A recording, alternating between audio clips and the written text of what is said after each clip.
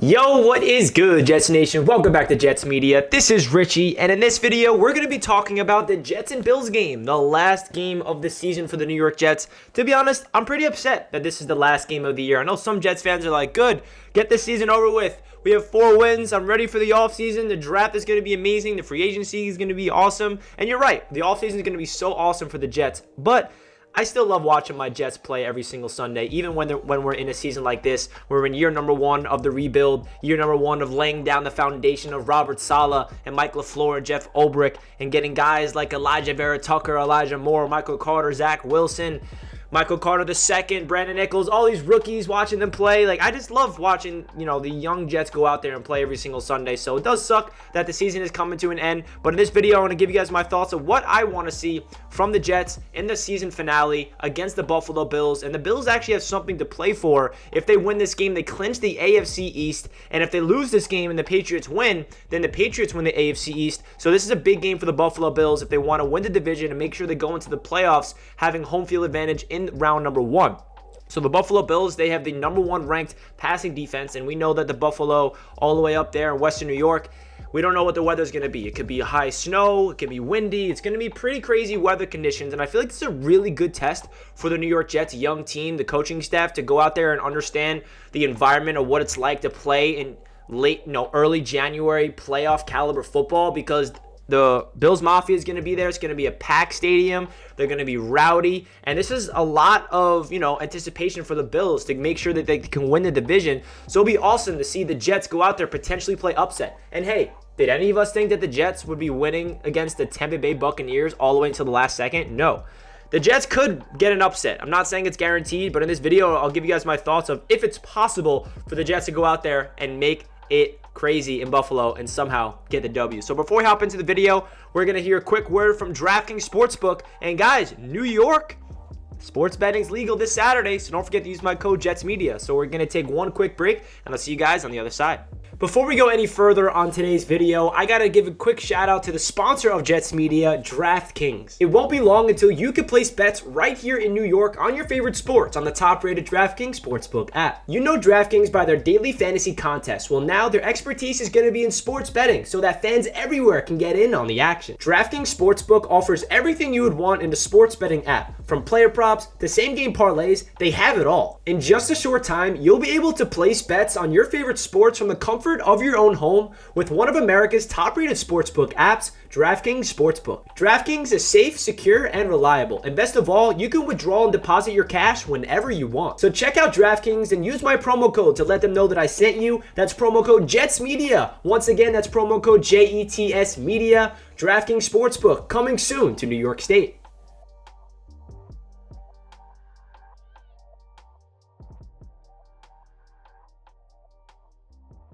If you guys download the app and use my code JETSMedia, let me know down below in the comment section. I'll give you guys a shout out. Really greatly appreciate you guys. So let's get into this preview. What I want to see from this number 1 is obviously the progression of Zach Wilson to continue. We saw Zach Wilson absolutely have his best game of the season against the defending Super Bowl champions, the Tampa Bay Buccaneers, last week. Now, can he do that again against the number 1 ranked passing defense in the NFL? He has 4 straight games and no interceptions. Can he have 5 straight games to end the season? I think it's a little too much to ask for. I know that Zach is definitely playing really good football in terms of protecting the ball, but going in Buffalo, we never really play our division rivals that good so far this season. So my expectations for Zach is this continuous progression.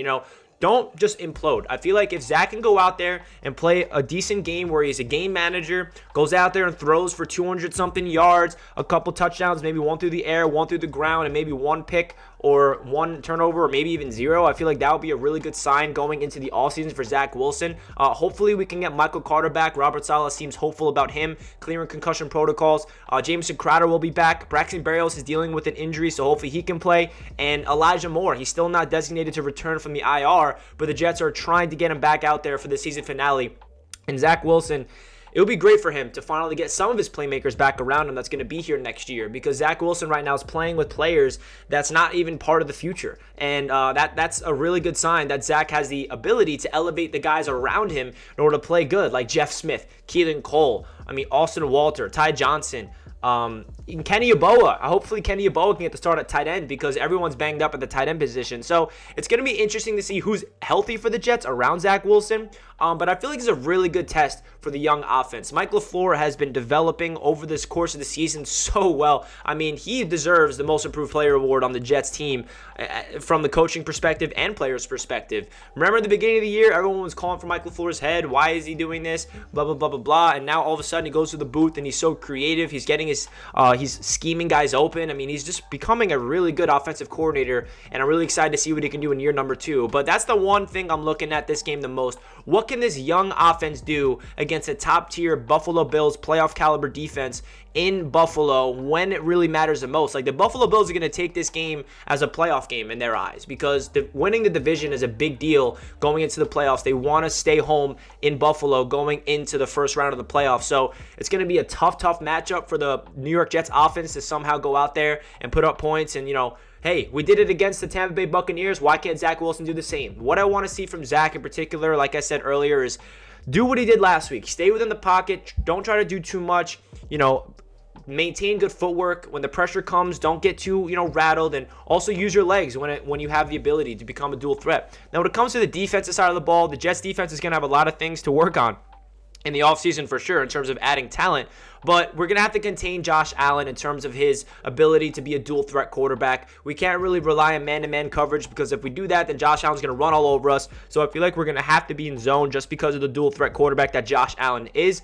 Bryce Hall is second in the NFL in cornerbacks by most incompletion passes forced. That's pretty ridiculous. He's right behind Marshawn Lattimore. He's second in the NFL. So Bryce Hall's been playing really good football, as well as the rookie cornerback Brandon Eccles and the slot cornerback rookie in Michael Carter II. So the cornerbacks, hopefully they can continue their fine play. But what I want to see in this game is the defensive line and the defensive front to get to Josh Allen and make his life a living hell on Sunday. I really want to see this defense go out with a bang. Quinnen Williams will be coming off the COVID list. John Franklin Myers will be healthy. Foley Fatukasi is coming off a great game. CJ Mosley is coming off being voted the team MVP, which is rightfully deserved. So hopefully the defense can contain Josh Allen as much as possible. And it's going to be, I'm really excited to see what Bryce Hall is going to do against Stephon Diggs. That's the one matchup I'm really excited to do because Bryce Hall, he went up against Mike Evans. Last week, he gave up a touchdown. He had a couple bad plays, but then he bounced back and had multiple really impressive reps at cornerback against an all-pro caliber wide receiver, Mike Evans. So